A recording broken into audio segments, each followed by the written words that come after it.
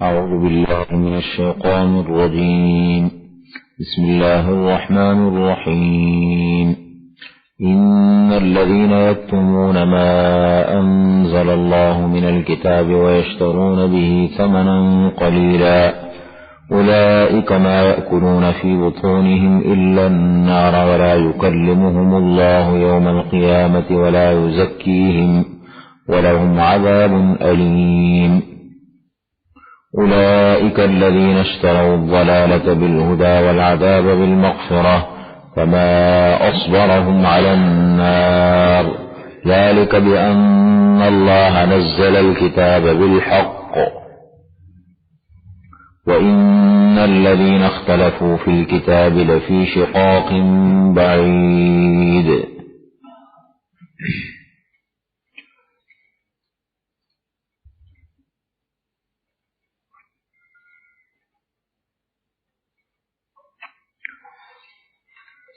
محرمات حسیہ کا ذکر ہوا. حسی حرام چیزوں کا ذکر ہوا. حرام مت کھاؤ، مردار مت کھاؤ، دم مسفوح حرام ہے، خنزیر کا گوشت حرام ہے، جس کو غیر اللہ کے نام پر نامزد کیا گیا ہو وہ حرام ہے. یہ سب. اب محرمات معنویہ اس کو کہتے ہیں محرمات حسیہ، حسی چیزیں جو نظر آتی ہے. اب محرمات معنویہ کا بیان ہے. معنوی کا مطلب جو نظر نہ آئے. وہ کیا ہے؟ کتمان حق، یہود کا کتمان حق، حق بات کو چھپانا. اور اسی طریقے سے رشوت لینا. یہود کی بہت بڑی خرابی تھی رشوت، اور در حقیقت ان خرابیوں کے ذریعے ان کا ذکر کر کے مسلمانوں کو تعلیم دینا مقصود ہے. تو دیکھیں یہ خرابیاں ان کی گمراہی کا جو ہے وہ سبب بنی. تو تم بچو ان سے. دو چیزوں کا ذکر ہو رہا ہے. ان الذین یکتمون ما انزل اللہ، بے شک جو لوگ چھپاتے ہیں، الذین جو، یکتمون چھپاتے ہیں کس چیز کو؟ ما انزل اللہ کو، جو کچھ اللہ تعالی نے اتارا ہے کتاب میں سے. وَيَشْتَرُونَ بِهِ ثَمَنًا قَلِيلًا، اور خریدتے ہیں اس کے بدلے تھوڑی سی قیمت. یعنی آیات کو، احکامات کو، فیصلوں کو کبھی غلط استعمال کرنا، پھر اس پر مفاد حاصل کرنا. کبھی کبھی ایسا بھی ہوتا ہے نا کہ ایک آدمی مطلب کوئی غلط وہ دے کر کے کہ تم میرے لیے مسئلہ بیان کر دو، اتنے پیسے دے دیں گے تمہیں. ایسے بھی ہوتے کبھی کبھی. تو یہ سب غلط ہے. فرمایا اولئک، یہی لوگ ہیں، ما یأکلون، نہیں کھاتے ہیں، فی بطونہم، اپنے پیٹوں میں، الا النار، مگر آگ کو، آگ. ولا یکلمہم اللہ یوم القیامہ، اور اللہ تعالی بات نہیں کریں گے ان سے قیامت کے دن. ولا یزکیہم، اور نہ ان کو پاک کریں گے. نہ ان سے بات کرنے کا مطلب یہ ہے کہ اللہ تعالی ناراض ہوں گے. بات کرنے سے مراد یہاں سوال جواب تو ہوگا. فَوَرَبِّكَ لَنَسْأَلَنَّهُمْ أَجْمَعِينَ، تیرے رب کی قسم ضرور بھی ضرور ہم ان سے پوچھیں گے. لیکن یہاں مراد ہے بطور رحمت اور شفقت کے، اللہ تعالیٰ کلام نہیں کریں گے. نہیں، تورات میں انہوں نے، یہود نے کیا تھا نا. یہود نے اپنی کتابوں کو چھپایا، اپنی کتابوں میں جو ہے تحریف کی یا اس کو غلط استعمال کیا. یہود کا ذکر ہو رہا ہے. لیکن مقصود اس امت کو سمجھانا ہے کہ تم بھی کہیں ایسا نہ کرو. ولا یزکیہم، اور نہ اللہ تعالیٰ ان کو پاک کریں گے، ان کا تزکیہ کریں گے کہ گناہوں سے ان کو پاک کرے۔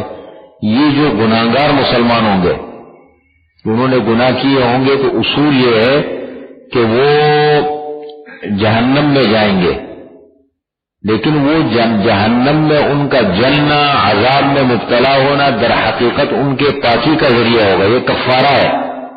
بالآخر جتنا جرم ہوگا جرم کے مطابق سزا ملے گی، پھر اللہ تعالیٰ نکال دیں گے، لیکن ان کے لیے نہیں۔ فرمایا کہ ولا یزکیہم، اللہ تعالیٰ گناہوں سے پاک نہیں کریں گے، پڑے رہیں گے اس میں۔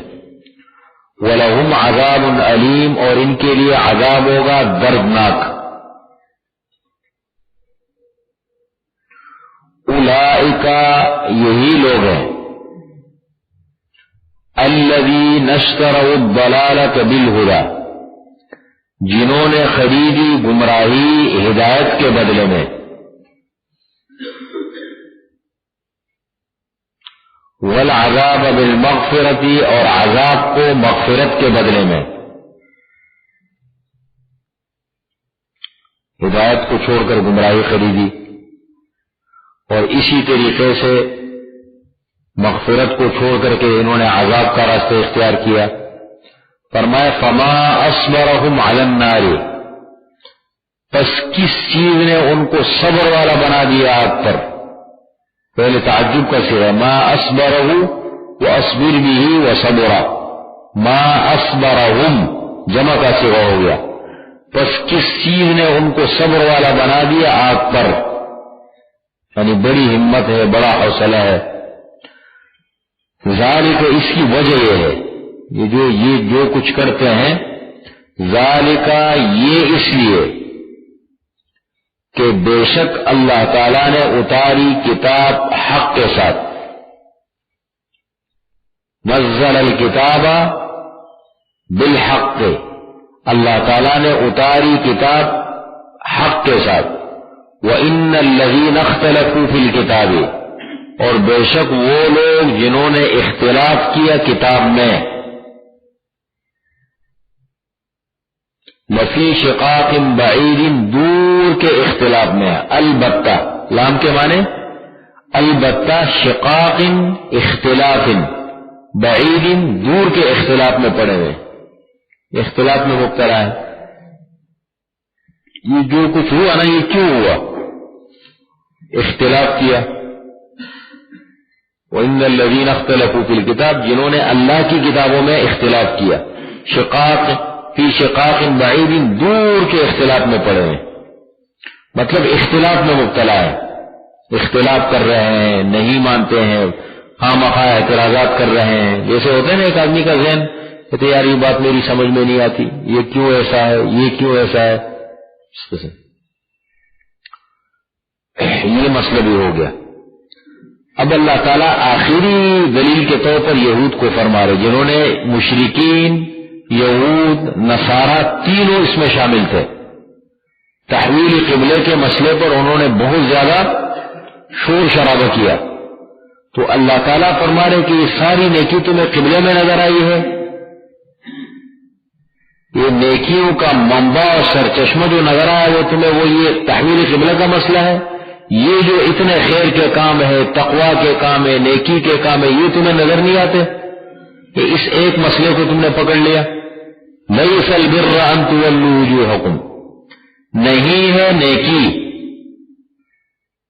کیا مانے؟ لیس البر منحصر، نیکی اس میں بند نہیں ہے،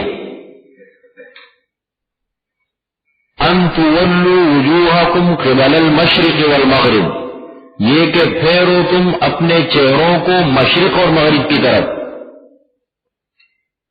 صرف اس کے اندر بند نہیں ہے۔ وَلَكِنَّ الْبِرَّ مَنْ آمَنَ بِاللَّهِ، اب دیکھو یہ کتنے خیر کے کام ہے۔ وَلَكِنَّ الْبِرَّ، لیکن نیکی یہ بھی تو ہے، مَنْ آمَنَ بِاللَّهِ، جو ایمان لایا اللہ پر، وَالْيَوْمِ الْآخِرِ، اور آخرت کے دن پر، وَالْمَلَائِكَةِ، اور فرشتوں پر، والکتاب اور کتابوں پر. الکتاب کے شروع میں جو الف لام لگا ہے نا اس میں جنس کہلاتا ہے. الف لام جنس کے لیے. کتابوں پر بمعنی کتب. اور ایمان لایا کتابوں پر. والنبیین اور انبیاء پر. وآت المال علی حبہ اور دیا مال. علی حبہ اللہ تعالی کی محبت میں. ایک معنی. وآت المال علی حبہ اور دیا مال محبت کے باوجود. دونوں معنی ٹھیک ہے. دیکھیں اللہ کی محبت میں پہلے اللہ کا ذکر ہوا. اللہ کی محبت میں دیتے نا اللہ کا حکم سمجھ کے. یا وآت المال علی حبہ کا مطلب یہ ہوا کہ مال سے محبت کے باوجود بھی اللہ کے راستے میں خرچ کیا. یہ بھی کمال ہے. ایک چیز سے محبت ہو دل نہ چاہے پھر بھی وہ اللہ کی راہ میں دے. وآت المال علی حبہ اور دیا مال محبت کے باوجود. کس کو دیا؟ ذوی القربى قرابت والوں کو. قریبی رشتہ داروں کو دیا. والیتامی یتیموں کو دیا. اس لیے کہ قریبی رشتہ دار کا حق زیادہ ہے. دوہرا اجر ہے. ایک غریب بھی ہے اور ایک رشتہ دار بھی ہے. ذوی القربى قریبی رشتہ داروں کو. والیتامی اور یتیموں کو. کوئی یتیم ہے معاشرے میں اس کا کوئی کفالت کرنے والا نہیں ہے. والمساکین اب یہ مطلب بھی نہیں یتیم ہے اور مالدار ہے اس کے لیے نہیں ہے. مطلب عام طور پر یتیم ہوتا ہے ایسا غریب ہوتا ہے نا. والمساکین اور مسکینوں کو. وابن السبیل اور مسافر کو. راستے والا. وابن السبیل کے کیا معنی؟ یہ عربی زبان کا ایک قاعدہ ہے. یہ چند الفاظ ہیں یہ ذہن میں رکھیں. ویسے بتا دوں آپ کو اس کا معنی ہوتا ہے والا.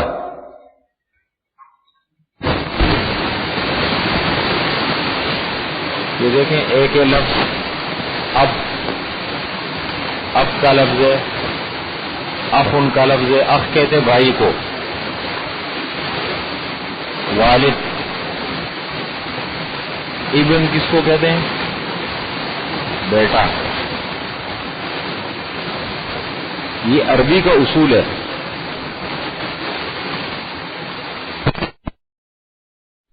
یہ عربی کا اصول ہے کہ ان تین الفاظ میں سے کوئی بھی لفظ اب، اخ، ابن یہ جب غیر ذوی العقول کی طرف مضاف ہو جائے، ان الفاظ کی نسبت اور اضافت ہو جائے ایسے لفظ کی طرف جو ذوی العقول نہ ہو، یعنی ذوی العقول انسان ہے. ذوی العقول مانے عقل والی چیزوں کی طرف ان کی نسبت نہ ہو، بلکہ غیر ذوی العقول جو عقل والی چیزیں نہیں ہیں. ایسے سبیل راستہ ذوی العقول تو نہیں ہے نا. ابو الحرب. ابو الحرب لڑائی والا. حرب لڑائی کو کہتے ہیں. اب دیکھیں اب کی نسبت حرب کی طرف ہو گئی. اخ المال. اخ المال مال والا. اسی طریقے سے ابن السبیل یا ابن الوقت. ابن الوقت کہتے ہیں نا وقت پاس کرنے والا، حالات کے ساتھ چلتا رہتا بس ٹائم گزر جائے کسی طریقے سے. سمجھ رہے ہیں؟ تو یہ تین الفاظ ابن، اخن، ابن. ان الفاظ کی نسبت اور اضافت جب ہو جائے غیر ذوی العقول الفاظ کی طرف تو پھر ان کا معنی کرتے ہیں والا. ابو حنیفہ، ابو حنیفہ کا لقب ہے نا. ابو حنیفہ ملت حنیفی والا. نہیں میں نے بات بتائی کہ یہ بہت بڑا غلط واقعہ بیان کرتے لوگ کہ ان کی بیٹی تھی حنیفہ. ان کی بیٹی ہے ہی نہیں. ابو حنیفہ ملت حنیفی والا یہ نسبت ہے. نام نعمان تھا نعمان ابن ثابت، اور لقب ان کا پڑا ابو حنیفہ. تو یہ الفاظ دیکھ رہے ہیں ہم، تو دیکھو سبیل کی طرف اضافت ہو گئی، السبیل کی طرف. وابن السبیل، راستے والا، کیا مانے؟ مسافر، یہ مطلب ہے. وابن السبیل، اور مسافر کو، والسائلین، اور مانگنے والوں کو. مانگنے والے مطلب مستحق، یہ مانگنے والے پیشور نہ ہو. وہ کاروبار چلتے ہیں، پیشور قسم کے لوگ مسجدوں کے گیٹوں پہ، چوراہوں پہ، مختلف جگہوں میں ہوتے ہیں، تو یہ تو پیشور لوگ ہیں نا، اس کی تو بڑی سخت ممانعت ہے. یہ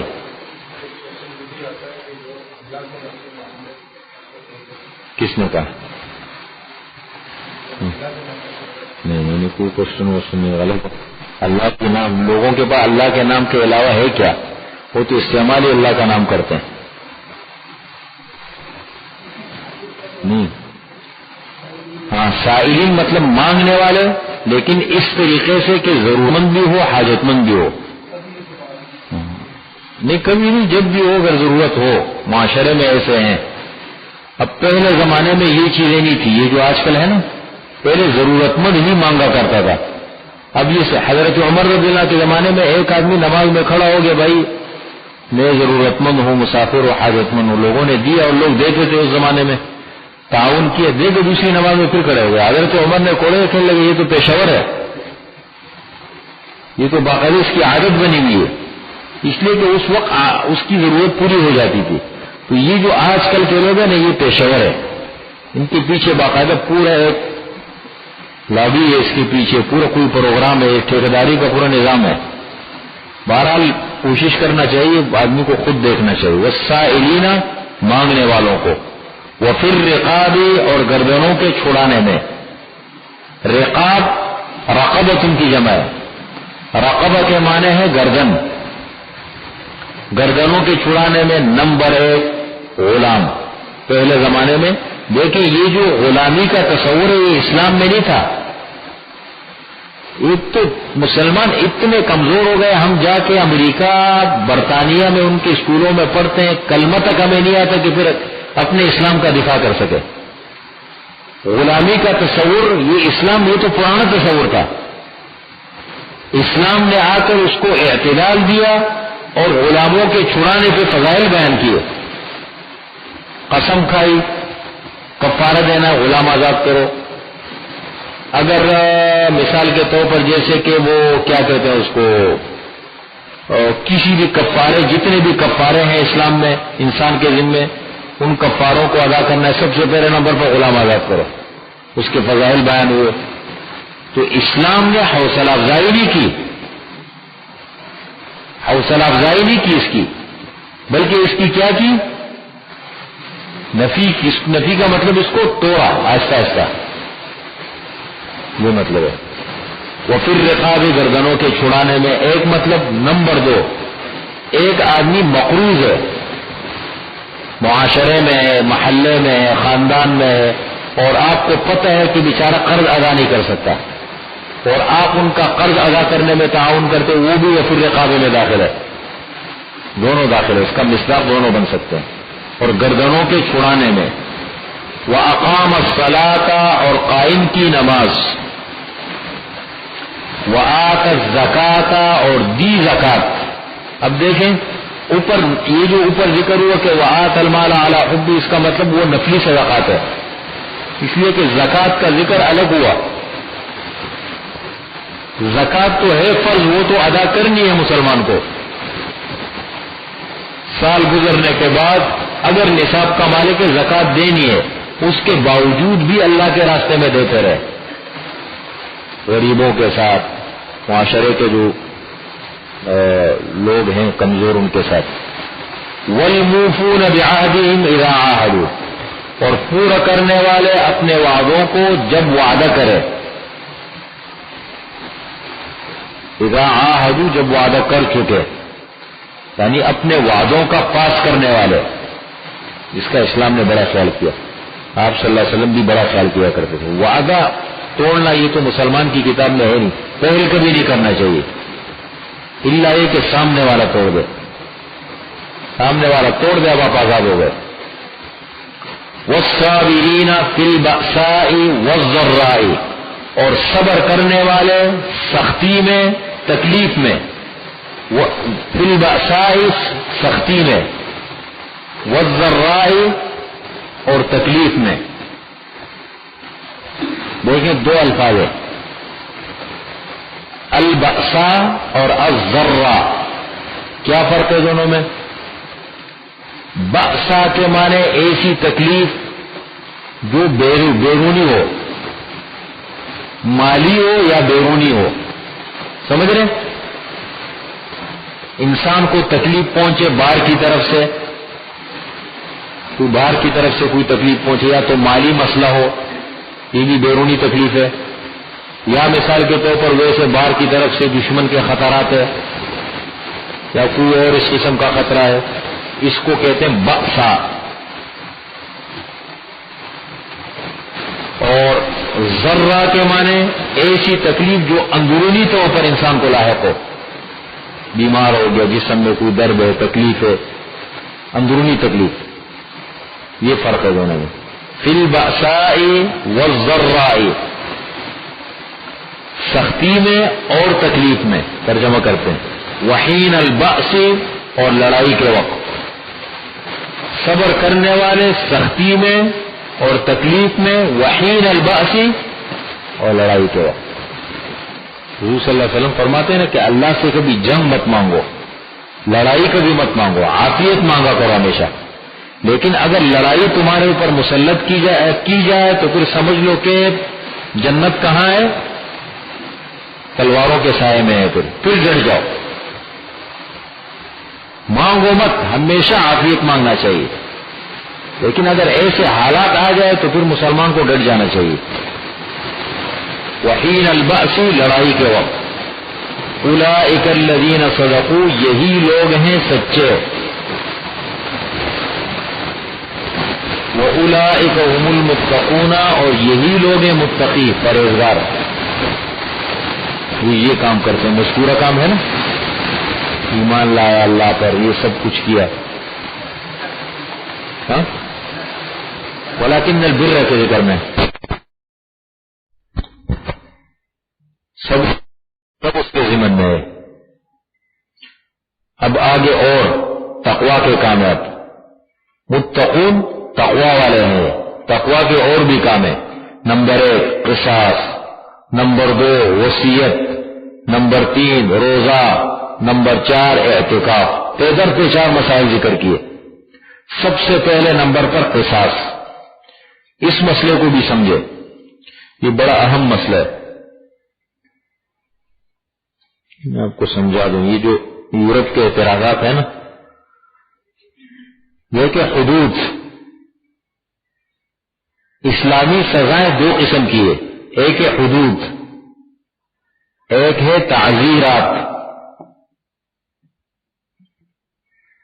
یعنی اگر اسلامی حکومت ہو، اس وقت پوری دنیا میں اسلامی حکومت کہیں نہیں ہے، مسلمانوں کی حکومت ہے، اسلامی حکومت نہیں ہے۔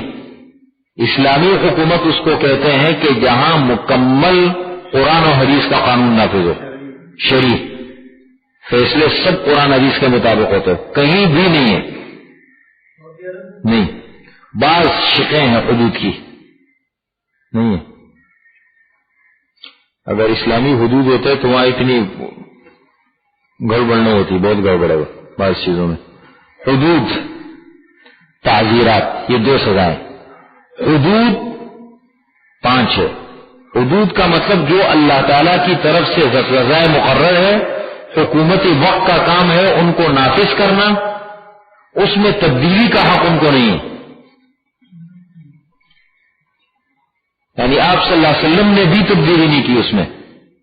آپ صلی اللہ، جب خیبر کے علاقے میں فاطمہ نامی عورت نے چوری کی اور آپ صلی اللہ علیہ وسلم وہاں تشریف لے گئے حج جاری کرنے کے لیے، بڑے یعنی سفارشیں کی گئی، یہاں تک کہ آخری سفارش جب حضرت اسامہ آپ کے بڑے چہیتے تھے، جب حضرت اسامہ کو آگے کیا گیا تو حضور صلی اللہ علیہ وسلم سمجھ گئے کہ یہ مجھ سے یہ چاہتے ہیں کہ میں اس حد کو ختم کروں.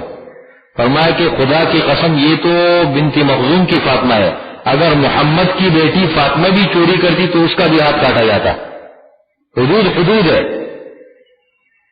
وہ کیا ہے؟ قصاص ہے، حد زنا ہے، حد قذف ہے، چوری ہے اور مرتد ہونے کی سزا ہے. جس کے ذکر آگے انشاءاللہ آئیں گے. اس میں سے قصاص کا ذکر یہاں کیا. حدود کے اندر اسلامی حکومت کی ذمہ داری ہے کہ حدود کو من وعن اسی طریقے سے نافذ کرے، رد و بدل اس میں نہیں کر سکتے، کوئی بھی نہیں کر سکتا. اور یہ اسلامی حکومت کی ذمہ داری ہے. عام آدمی کو یہ حق نہیں ہے کہ اٹھ کر کے قصاص لینا شروع کر دے، اس سے فتنہ فساد بنتا ہے. ایک تعزیرات کس کو کہتے ہیں؟ بعض سزائیں ایسی ہیں کہ شریعت نے مقرر نہیں کی بلکہ حکومت وقت پر اور قاضی کے ثوابت پر چھوڑا ہے ان کو، کہ حالات کو، واقعات کو دیکھ کر کے اس کے مطابق سزا دے. سمجھ رہے ہیں؟ قاضی مناسب سمجھے جس حالات میں کسی نے جرم کیا ہے جس کی سزا مقرر نہیں ہے، ایسی سزا دے دے کہ لوگوں کو عبرت حاصل ہو بس. اور پھر حدود کے اندر مقصود جو ہے وہ سزا سے زیادہ جو ہے معاشرے کو صاف کرنا ہے، یعنی انسانی جان کا احترام. پھر اسلامی قصاص میں اور انگریزوں کے قصاص میں بہت بڑا فرق ہے. وہاں تو یہ ہے، اس کی ابھی ترتیب میں پوری ترتیب سمجھاتا ہوں. تو حدود کو سمجھ گئے آپ؟ ایک حدود جو مقرر ہے اور ایک تعزیرات جو قاضی کی ثوابت پر ہے. تو یہاں صرف قصاص کا مسئلہ بیان کیا ہے. قصاص کے معنی ہے برابری، یہ انسانی جان کا احترام. تو اس کو جو ہے مثال کے طور پر اگر کوئی قتل ہو گیا تو قاتل کو قتل کیا جائے گا، لیکن یہ حق شریعت نے دیا ہے مقتول کے ورثاء کو، حکومت کا نہیں ہے. حکومت مداخلت کرے گی بیچ میں، قاتل کو پکڑنا، اس کو سزا دینا، لیکن اختیارات سب کس کے پاس ہوں گے؟ ورثاء کے پاس. انگریزی حکومت میں ایسا نہیں ہے. انگریزی حکومت کے اندر جو ہے وہ سب حکومت کے ذمے. اگر مسئلہ ختم ہو گیا دیت، تو وہ دیت بھی جو ہے وہ سب لے کر کے حکومت لے لیتی ہے زیادہ تر، مقتول کے ورثاء کو نہیں ملتا. یہ جتنا ہے نا، یہ کیا کہتے ہیں اس کو، دیت، خون بہا اگر ہو جائے. دیکھیں قتل کی 3 قسمیں. نمبر 1 قتل عمد، نمبر 2 شبہ عمد، اور نمبر 3 خطا.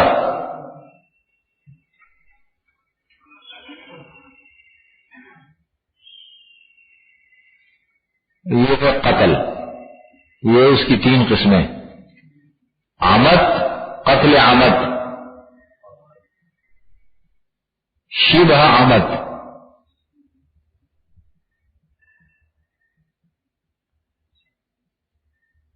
اور خطا.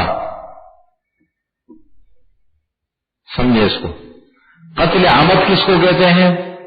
جان بوجھ کر ارادتاً ایسے آلے کے ساتھ دوسرے کو قتل کرے کہ عام طور پر جس سے انسان قتل ہوتا ہے، آلہ قتل استعمال کرے. پستول ہے، بندوق ہے، چھری ہے، چاقو ہے، جس سے عام طور پر آدمی مر جاتا ہے. تو ارادتاً اور قصداً ایسی چیز کا وار کرنا جو آلہ قتل بن سکے، وہ ہے قتل عمد میں آتا ہے، جان بوجھ کر قتل کرنے میں. شبہ عمد کیا ہے؟ شبہ عمد کا مطلب یہ ہے کہ انسان دوسرے انسان کے ساتھ مذاق کر رہا تھا، ڈنڈا مارا، پتھر مارا. اب یہ ایسی چیزیں کہ عام طور پر انسان معاشرے میں عرف میں قتل نہیں ہوتا ان سے، لیکن ایسے آلے کا استعمال کیے، ایسی چیز کا استعمال کیے کہ انسان عام طور پر ان سے قتل نہیں ہوتا، لیکن وہ اس کی موت جو ہے اللہ کو منظور تھی. اس نے پتھر مارا مذاق میں اور وہ کہیں ایسی جگہ لگا اور انتقال ہو گیا، یا لاٹھی ماری، عصا، وہ مر گیا، یا کوئی اور اس قسم کی عام چیزیں. یہ شبہ عمد میں آتا ہے. اور ایک ہے قتل خطا. قتل خطا کا مطلب ہے آلہ قتل ہی استعمال کرے لیکن ارادہ قتل کا نہیں تھا, غلطی سے قتل ہو گیا. جیسے مثال کے طور پر اب وہ شکار کو مارنا چاہتا تھا, اب وہ شکار کو جب مارا تو سامنے نشانے پر آدمی آ گئے اور گولی جا کے اس کو لگی. اسی طریقے سے یہ گاڑی وغیرہ کا جو ہے مسئلہ, گاڑی اگر ایکسیڈنٹ وغیرہ ہو جائے تو اس کو بھی قتل خطا میں لکھتے ہیں. ضیاء الحق صاحب کے دور میں یہ مسئلہ بڑا اٹھا تھا, پھر علماء بیچ میں آئے, اس کی صحیح شکل بنائی کہ دیت کتنی ہونی چاہیے, خون بہا کتنا ہونا چاہیے. تو قتل عمد کے اندر صرف قصاص ہے بس, ان دونوں میں قصاص نہیں ہے, ان دونوں میں ہے دیت. دیت جس کو اردو میں ہم کیا کہتے ہیں, خون بہا. ان دونوں میں دیت ہے, اس میں قصاص نہیں ہے, قتل نہیں کیا جائے گا قاتل کو. اس میں قتل کیا جائے گا بشرطے کہ مقتول کے ورثہ جو خاندان کے قریبی لوگ ہیں وہ سب متفق ہو جائے کہ بھائی ہمیں تو قصاص چاہیے. اور اگر خاندان کے جو قریبی لوگ ہیں ورثہ میں سے ایک آدمی بھی پھر گیا تو پھر بھی سزا نہیں مل سکتی. اگر ایک آدمی بھی مثال کے طور پر انہوں نے کہا خاندان جو قریبی ہے نا ورثہ جس کو کہتے ہیں, ان میں سے ایک نے کہہ دیا کہ بھائی ہم نے معاف کر دیا, تو بس اب قصاص جو ہے وہ ختم, اب خون بہا ہے, دیت ہے. دیت کتنی ہے؟ آپ صلی اللہ علیہ وسلم کے زمانے میں 100 اونٹ تھے, 100 اونٹ, 10,000 درہم. یہ دیت ہے 10,000 درہم. ہاں اگر نقدی کی صورت درہم کی شکل میں دے تو 10,000 درہم بنیں گے, 10,000.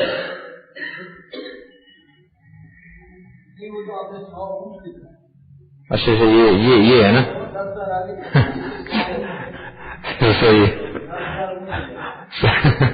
صحیح, 10,000 درہم یا 1,000 دینار.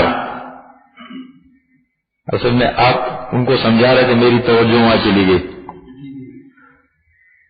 1,000 دینار یہ ہے خون بہا.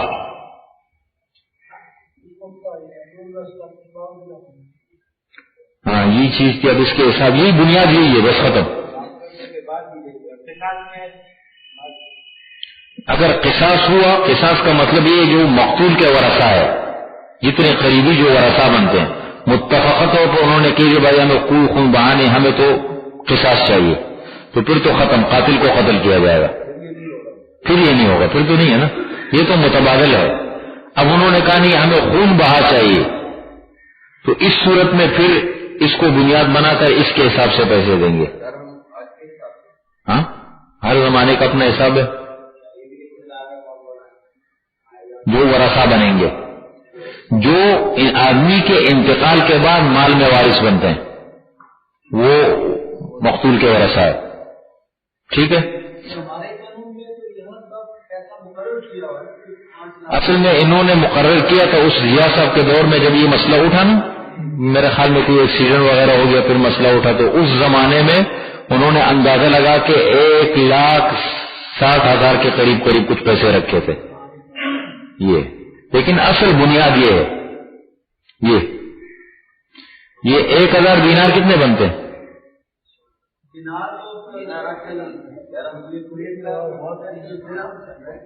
کتنا 10,000 درہم کتنے بنیں گے؟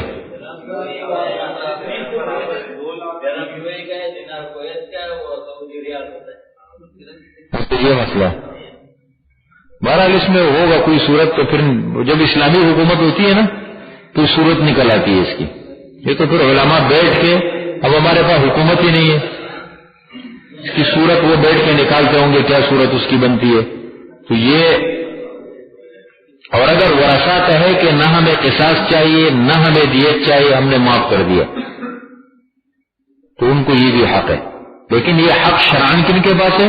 ورثہ کو. حکومت کے پاس نہیں ہے, اسلامی حکومت کے پاس ہی نہیں ہے. کے بدلے بھی معاملے کو دے سکتے ہیں، قصاص کے بدلے بھی وہ یعنی ارادتاً قتل ہو گیا اس میں بھی اگر وہ خون بھاگ مانگتے ہیں وہ رسا تو دے سکتے ہیں. قصاص کی بات ہو رہی نا، قتل عمد میں باقی دونوں میں تو ہے ہی دیت، اس میں تو قصاص نہیں لے سکتے.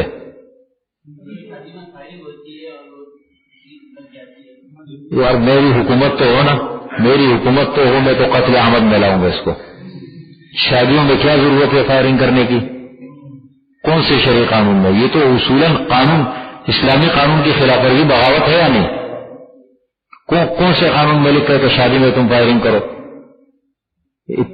جوش مارتے ہیں، پھر چند دن کے بعد جو ہے وہ گھر کا نظام چلتا نہیں ہے، جھگڑے ہوتے ہیں گھر کے اندر، اللہ کی نافرمانی کرتے ہیں، غلط ہے. لیکن بہرحال قتل خطا میں آتے ہیں.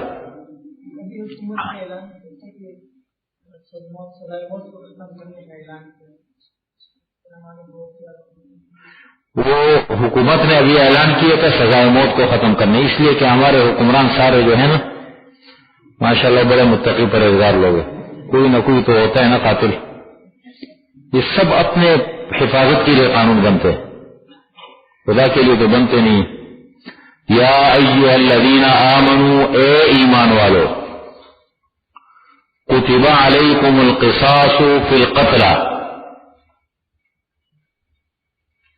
فرض کی گئی ہے تمہارے، کتبہ لکھی گئی ہے، یعنی کتبہ یہ لفظ تعبیر ہے، کتبہ فرض کی گئی ہے تمہارے اوپر قصاص برابری.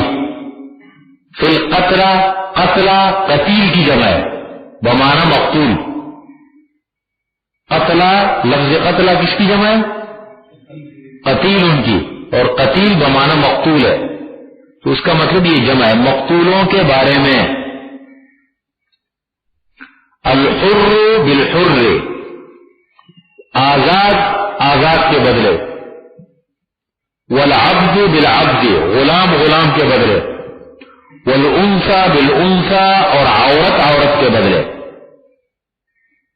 اس کا یہ مطلب نہیں کہ عورت مرد کے بدلے میں نہیں ہو سکتا. یہ اصل میں زمانے جاہلیت میں ایک چیز تھی، یہ انصاف کی طرف اشارہ ہے. زمانے جاہلیت میں انہوں نے طبقاتی نظام بنایا ہوا تھا، یہ بڑے خاندان کا ہے، یہ چھوٹے خاندان کا، یہ فلاں ہے. اب اگر غریب خاندان کا آدمی کسی بڑے کا آدمی مار دیتے تو کہتے تھے کہ اگر آزاد آدمی مارا ہے ہم 2 ماریں گے، اگر عورت مری ہے تو ہم مرد کو قتل کریں گے، غلام مرا ہے تو ہم آزاد کو قتل کریں گے. یہ تفاوت انہوں نے وہ طبقاتی نظام بنایا تھا. ہاں یہ چیزیں تھی. اللہ تعالیٰ نے پابندی لگائی نہیں، انسان ہے، وہ محترم ہے، چاہے امیر ہو، چاہے غریب ہو، چاہے غلام ہو، چاہے عورت ہو. بس قتل کیا اس کی سزا قتل ہے، اس کی سزا قتل ہے. فمن عفی، اب ہے قصاص، فمن عفی لہ من اخیہ شیء، پس جس کے لیے معاف کی گئی اس کے بھائی کی طرف سے کوئی چیز، یعنی انہوں نے کبھی ہم قصاص نہیں لیتے. ورثہ نے کیا کہا؟ ہم قصاص نہیں لیتے. فاتباع بالمعروف واداء الیہ باحسان، پس پیروی کرنا ہے اچھے طریقے سے اور ادا کرنا ہے الیہ اس کی طرف باحسان، اچھے طریقے سے، یعنی اب اس کی دیت دے. فاتباع پیروی کرنا ہے، بالمعروف اچھے طریقے سے. کیا مطلب؟ اب جو دیت طے ہوئی نا وہ اس کے پیچھے چلنا ہے. ہاں وہ ادا کرنا، وہ ادا اور ادا کرنا ہے الیہ بھی. فاتباع کا مطلب یہ ہے، اس کا تعلق ہے مقتول کے ورثہ کے ساتھ کہ وہ پیروی کرے کس چیز کی؟ دیت کی، اچھے طریقے سے. اور جو قاتل ہے وہ ادا اور ادا کرنا ہے اس مقتول کے ورثہ کی طرف باحسان، اچھے طریقے سے. اس کا تعلق ہے قاتل کے ساتھ. فاتباع بالمعروف کا تعلق ہے مقتول کے ورثہ کے ساتھ کہ وہ اب اس کے پیچھے چلے، بس یہ کام کرے. اور قاتل کا کام ہے ادا کرنا ہے اچھے طریقے سے. ذالک تخفیف من ربکم، یہ آسانی ہے تمہارے رب کی طرف سے. پہلی امتوں میں یہ چیز نہیں تھی. اگر قتل عمد ہو تو قتل عمد کی سزا ہے قصاص، بس یہ اس امت کی خصوصیت. اب وہ رسا معاف کر دے قریبی رشتے دار. ذالک تخفیف، یہ تخفیف ہے تمہارے رب کی طرف سے، ورحمت، اور مہربانی ہے کہ اللہ تعالیٰ نے اس کا متبادل بھی دے دیا. فمن اعتدى بعد ذلك، پس جس نے زیادتی کی اس کے بعد، فلہ عذاب علیم، پس اس کے لیے دردناک عذاب ہے. اس کے بعد زیادتی کی، اس کا تعلق سب کے ساتھ ہے.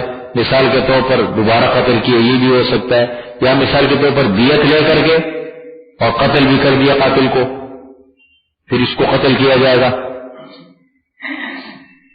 یہ سب چیزیں ہو سکتی ہیں. یا مثال کے طور پر دیت طے ہو گئی، اب وہ دیت سے بھاگتا ہے، دباؤ ڈالا جائے گا.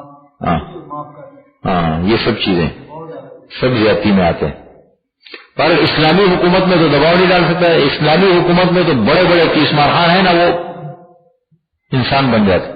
ملا عمر کو دیکھو افغانستان میں، افغان جیسی قوم کو ایسا سیدھا کیا، کوئی سزا وزا نہیں.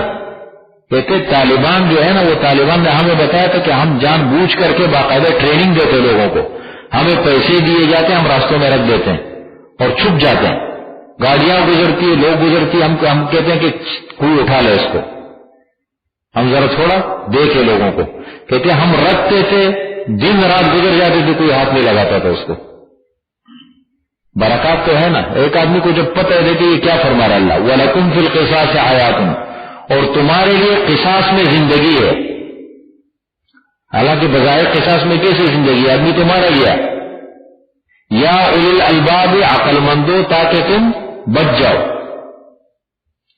زندگی ایسے ہے کہ اگر ایک آدمی پہلے قتل نہیں کرے گا تو کبھی قتل کا سوچے گا بھی نہیں. اس لیے پتہ ہے کہ اگر میں نے قتل کیا تو میں مارا جاؤں گا.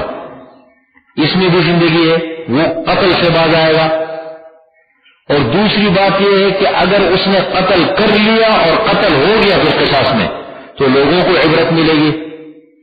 تو لوگ کہیں گے دیکھو یار یہ تو اسلامی حکومت ہے، یہ تو جو بات ہوتی ہے اس کا عمل کرتے ہیں. تو زندگی ہے یا نہیں؟ ایک آدمی کو اگر قتل کر دیا گیا، باقی معاشرے چھاپ ہو گئے، تو یہ زندگی ہے یا نہیں؟ ورنہ پاکستان میں دیکھو کتنے قتل ہوتے ہیں، کوئی پوچھنے والا نہیں ہوتا، بلکہ باقاعدہ تحفظ ملتا ہے، قاتلوں کو تحفظ ملتا ہے. یہ ایک مسئلہ ذکر ہو گیا. دوسرا مسئلہ ہے وصیت کا. وصیت کے کیا معنی؟ وصیت کہتے ہیں نا فلاں آدمی نے وصیت کی ہے. وصیت کے معنی ہے حکم، لیکن ہر حکم نہیں بلکہ تاکید والا حکم. ایسا حکم جس میں تاکید ہو. کتب علیکم، لکھی گئی تمہارے اوپر، فرض کی گئی ہے تمہارے اوپر. اذا حضر احدکم الموت، جب حاضر ہو جائے تم میں سے کسی کو موت. ان ترک خیرن، اگر چھوڑا ہے مال. خیرن سے مراد کیا ہے؟ وَإِنَّهُ لِحُبِّ الْخَيْرِ لَشَدِيدٌ، مال کی محبت میں بڑا سخت ہے انسان. تو خیر سے خیر کا لفظ قرآن نے مال کے لیے بھی استعمال کیا. ان ترک خیرن، اگر چھوڑا ہے خیرن مال، اگر موت حاضر ہو جائے تو اس پر لکھی گئی الوصیت، وصیت یہ فاعل ہے. کتب علیکم الوصیت، اصل میں یوں ہے لکھی گئی ہے، فرض کی گئی ہے تمہارے اوپر وصیت. کب؟ اذا حضر احدکم الموت، جب حاضر ہو جائے تم میں کسی کو موت. ان ترک خیرن، اگر چھوڑا ہے مال. کس کے لیے وصیت کرے گا؟ للوالدین، والدین کے لیے، والاقربین، قریبی رشتہ داروں کے لیے، بالمعروف، اچھے طریقے پر. حقا علی المتقین، متقین پر یہ لازم ہے. حقا لازم ہے پرہیزگاروں پر کہ وہ وصیت کرے. لیکن اب یہ آیت منسوخ ہو گئی. یہ آیت کیا ہے؟ قرآن کریم میں کچھ آیتیں منسوخ ہیں، ان میں سے ایک یہ ہے. کس سے منسوخ ہے؟ سورہ نساء کا رکوع نمبر 2 مکمل، اس میں اللہ نے حصے مقرر کر دیا. جتنے بھی آدمی وارث بنتے ہیں آدمی کے انتقال کے بعد، اس کے حصے مقرر ہو گئے. بیٹے کا کتنا حصہ ہوگا، بیٹی کا کتنا ہوگا، بیوی کا کتنا ہوگا، شوہر کا کتنا ہوگا، والدین کا کتنا ہوگا، ہر ایک کا حصہ مقرر ہے. وہاں تفصیل انشاءاللہ ہم بتائیں گے کیا ترتیب ہوتی ہے اس کی. ہاں ختم. اس لیے یہ حکم پہلے تھا، وصیت کرتے تھے، لیکن جب وہ آیتیں نازل ہو گئی اللہ نے خود حصے مقرر فرما دیے تو حضور صلی اللہ علیہ وسلم نے فرمایا کہ بھائی اب اس کے بعد جو ہے وہ کسی کے لیے جو ہے اس کی اجازت نہیں ہے، ہر ایک کے حصے مقرر ہو گئے. سمجھا کہ یہ حقا علی المتقین لازم ہے متقین پر. فمن بدلہ، پر جس نے بدلا اس وصیت کو، بعد ما سمعہ، بعد اس کے کہ اس کو سنا. ایک آدمی کا انتقال ہو رہا تھا، اس نے وصیت کی اور بعد والوں نے اس کو بدلا، یا مثال کے طور پر خود آدمی نے بدلا، دینے سے مکر گیا، فإنما اسمہ علی الذین یبدلون، بس اس کا گناہ اس پر ہوگا جو اس کو بدلے. یہ تعلق اس کا بعد والوں کے ساتھ ہے. ایک آدمی نے وصیت کی تھی بھائی میری والدہ کو اتنا حصہ دے دینا، جو پہلا حکم تھا، میرے والد کو اتنا، میرے بیٹے کو اتنا مقرر کرتے. اب بعد والوں نے کیا کیا، اس میں جو کمزور تھے وہ زمانے جاہلیت میں یہ کام بہت کرتے تھے. یہ وصیت کے میراث کے احکامات کیسے نازل ہوئے؟ بچے کو اور عورت کو حصہ نہیں دیتے تھے معاشرے میں، اور اصول کیا بنایا تھا؟ اصول یہ بنا دیا تھا بیٹھ کر کے کہ جو میدان جنگ میں لڑ سکے اس کا کوئی حصہ نہیں. اب ظاہر بات ہے بچہ تو نہیں لڑتا نا، چھوٹا بچہ ہے، اور عورتیں بھی نہیں جاتی میدان میں.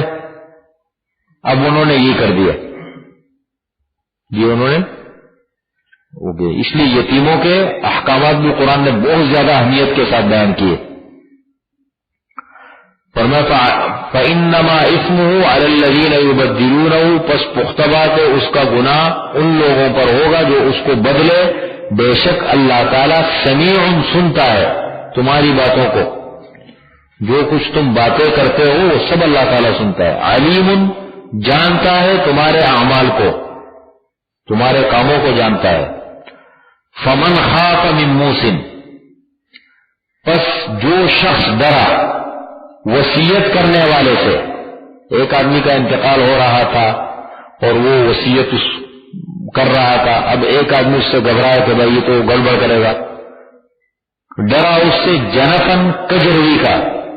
جس نے خوف کیا وصیت کرنے والے سے، جنفن کس چیز کا؟ کجروی کا. کجروی مانے ٹیڑھاپن، طرفداری نہیں کہیں گے. کجروی کا مطلب یہ ہے کہ گڑبڑ کرے گا اس میں. ضروری نہیں ہے کہ وہ کرے، بلکہ حصہ کی جس کو پورا ملنا چاہیے تو اس کا حصہ کم کر دے. ضروری نہیں کہ کسی کی اس نے طرفداری کی. کجروی کا یہ مطلب ہے.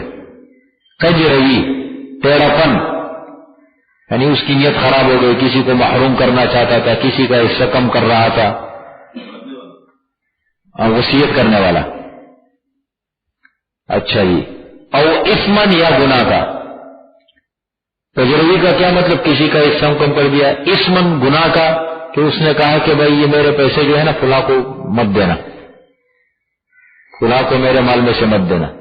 یا مثال کے طور پر میرے انتقال کے بعد یہ پیسے جو ہے نا اس سے کیا بنا دینا، ایک غلط وصیت کر دی، کوئی غلط چیز بنا دینا. تو اس صورت میں فاصلح بینہم، بعد میں آنے والوں نے کیا کہ فاصلح، پس اصلاح کی ان کے درمیان.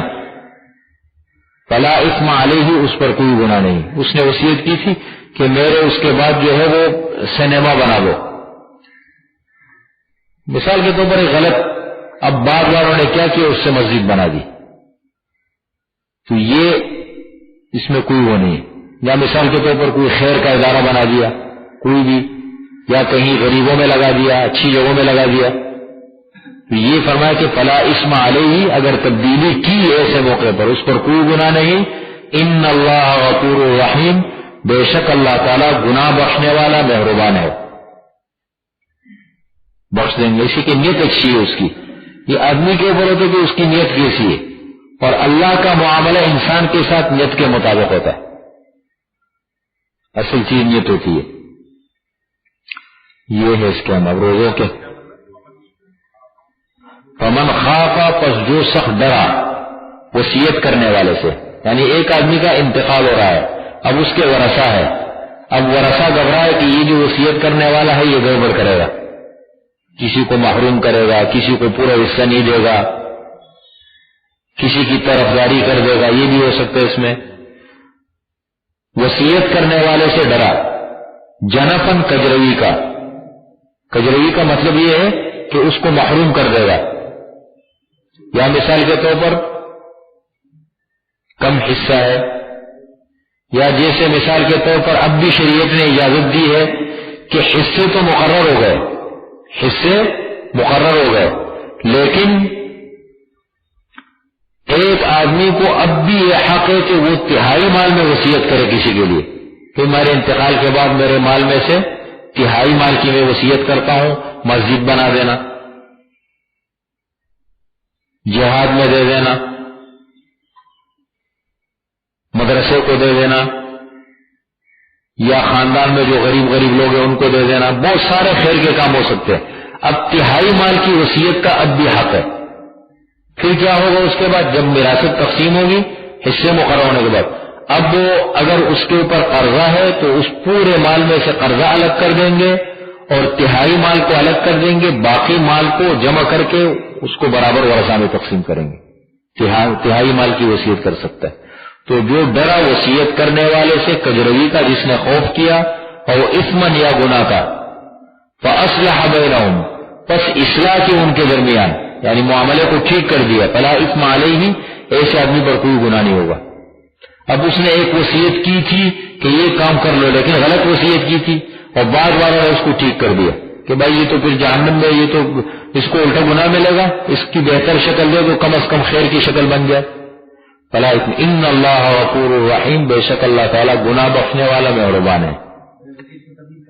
ہاں، اگر غلط وصیت کی ہو، اگر ناجائز وصیت کی، جیسے آج کل کی کیا ہے سبب، تو اس سے مقرر ہوگا نا شریعت میں تہائی مال کی وصیت کر سکتا ہے، لیکن تہائی مال کی وصیت اس نے غلط کر دی ایک.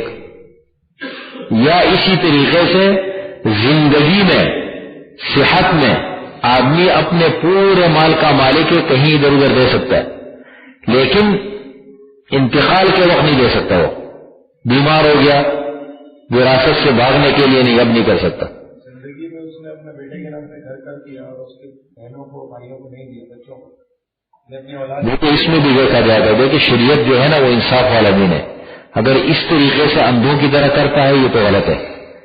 ہاں، مطلب یہ تو قاضی، اگر اسلامی حکومت ہو نا تو اسلامی حکومت کے اگر قاضی کے پاس مسئلہ چلا گیا، وہ پوچھے گا بھائی کس بنیاد پہ کیا آپ نے. بیٹا میں بیٹیوں کو ادا کر سکتا ہوں، کیس ادا کر چکا ہے. شادیاں کر دی ان کو. شادی تو ویسے بھی کرنی ہوتی ہے، گھر میں بیٹھائے گا کیا؟ یہ غلط ہے. بڑے بیٹے کو دیا جاتا ہے، دوسروں کو نہیں. دیکھو ایک تو حالت زندگی میں ہوتا ہے، حالت زندگی میں اگر کیا ہے اس نے وہ تو اس کو حق ہے، لیکن اگر اسلامی حکومت ہو تو وہاں بھی اس مسئلے کو دیکھا جائے گا کہ کس بنیاد پہ اس نے کیا. لیکن بہرحال اس کا مال ہے، اس کو حق ہے.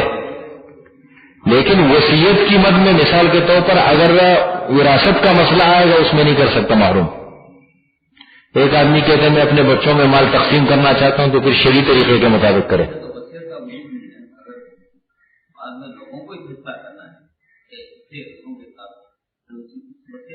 یہ تو منسوخ ہو گیا نا، یہ تو منسوخ ہو چکا ہے. اب تو حصے شریعت نے مقرر کر دیا، ختم. کس وقت زندگی میں دے جاتا ہے، بچے تو ہو گئی، قانونی تو ہو گئی، اب حصے کو چینج کر سکتے ہیں. اپنی پوری تعداد میں بیٹے بڑے بیٹے کو دے دی، کسی کو نہیں کر سکتے، نہیں کر سکتے، نہیں کر سکتے، ہاں نہیں کر سکتے. اصل میں یہ تھوڑا سا تفصیلی مسئلہ ہے، میں آپ کو سمجھا دوں. یہ جو آپ پوچھ رہے ہیں نا، یہ سوالات ایک مجلس میں حل نہیں ہوتے. اگر اسلامی حکومت ہو تو قاضی بلائے گا عدالت میں اور بلا کر کے پوچھے گا بھائی آپ نے بیٹے کو کس بنیاد پہ محروم کیا. اس لیے کہ اسلامی حکومت میں اس کا متبادل موجود ہے. متبادل یہ ہے کہ بیٹے کو پکڑ کے لا کے جیل میں بند کر دیں گے. بھائی تم کیوں نافرمانی کرتے ہو؟ اگر بیٹا نافرمان ہو سخت سزا ملتی ہے، اس کا حل ہے. اور اگر پھر بھی حل نہیں ہے، وہ مثال کے طور پر محروم کرنا چاہتا ہے تو وہ خود ڈائریکٹ نہیں کر سکتا، وہ قاضی کے تھرو کرے گا. اسلامی حکومت میں اس کا حل ہے. لیکن بہرحال مسئلہ عام بتا رہا ہوں، اس کو بنیاد کبھی نہ بنایا. اگر کبھی ہے ایسا تو اس کو علماء سے پوچھنا چاہیے کہ اگر ایک آدمی اپنی زندگی میں حالت صحت میں اپنا پورا مال کسی کو دینا چاہتا ہے اس کو حق ہے، لیکن بیماری میں نہیں کر سکتا، انتقال کے وقت نہیں کر سکتا، اس لیے کہ اب ورثہ کا حق اس میں لگ گیا، اب نہیں کر سکتا.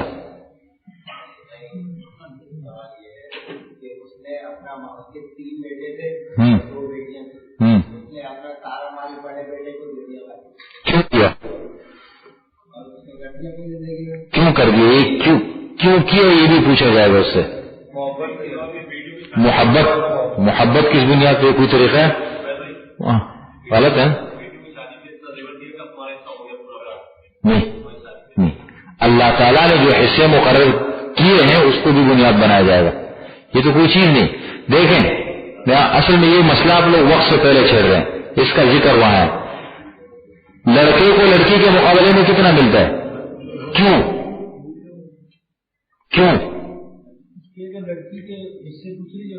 دوسری جگہ سے بھی لگا دیے. نمبر 1 شوہر کے ذمہ مہر لگا دی گئی، ایک حصہ اس کو یہاں سے دلا دیا گیا والد کی طرف سے، اور ادھر مہر لگ گئی کس کے ذمہ؟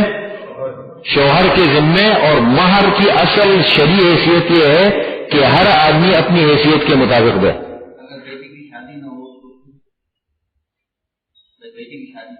تو یہ غلط ہے نا؟ یہ کیوں نہیں کرتے شادی؟ یہ تو شریعت کے اصول غلط ہے.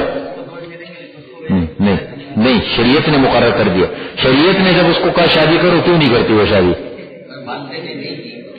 تو یہ تو والدین مجرم ہے نا. یہ والدین مجرم ہے نا، کیوں نہیں کرائی؟ دیکھیں نا، عورت کا نام نفقہ کس کے ذمہ ہے؟ نام نفقہ، اس کا مکان، اس کا خرچہ، اس کا علاج معالجہ، اس کا لباس، اس کا کھانا پینا، سب کچھ شوہر کے ذمہ. اور پھر مہر سے بھی حصہ دے دیا گیا اس کو. سمجھ رہے ہیں؟ یہ تو شادی نہیں کراتے، یہ تو والدین مجرم ہے نا. نہیں، یہ تو غلط ہے، نہیں ملنا چاہیے.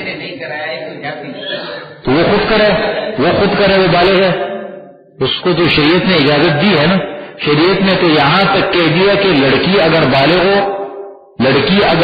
ہو اور اس کا رشتہ ہو رہا ہے تو اس سے اجازت لینا چاہیے. فلاں جگہ آپ کا رشتہ ہم کر رہے ہیں، آپ خوش ہو یا نہیں؟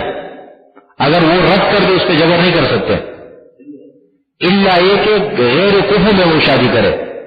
ایسی جگہ وہ شادی کرے کہ نامناسب جگہ، خاندان میں برابر. اب مولوی گھرانے کی یا شریف خاندان کی عورت ہے اور وہ جا کر کے مطلب فاسق فاجر لوگوں میں شادی کرتی ہے، والدین کو روکنے کا حق ہے، اس لیے کہ برابری نہیں ہے. اس بارے میں حق ہے، اس کے علاوہ حق نہیں ہے. اسلام کو اگر آپ سمجھو نا، اتنا انصاف والا دین ہے. یہ اللہ کا بنایا ہوا قانون ہے، لوگوں کا بنایا ہوا قانون نہیں ہے. بہت انصاف ہے. جو حصے اللہ نے مقرر کیے ہیں، اتنا انصاف سے بھرا ہوا وہ ہے. یہ شادی کا معاملہ ہے، سب انصاف ہی انصاف ہے. یورپ کا کیا نظام ہے بیچارے؟ نہ اخلاقی نظام ہے، نہ خاندانی نظام ہے. الحمد لله رب العالمين، والصلاة والسلام على خير خلقه محمد وآله وأصحابه أجمعين. ربنا ظلمنا أنفسنا وإن لم تغفر لنا وترحمنا لنكونن من الخاسرين. ربنا آتنا في الدنيا حسنة وفي الآخرة حسنة وقنا عذاب النار. ربنا اغفر لنا ولإخواننا الذين سبقونا بالإيمان ولا تجعل في قلوبنا غلا للذين آمنوا ربنا إنك رؤوف رحيم. سبحان ربك رب العزة عما يصفون وسلام على المرسلين والحمد لله.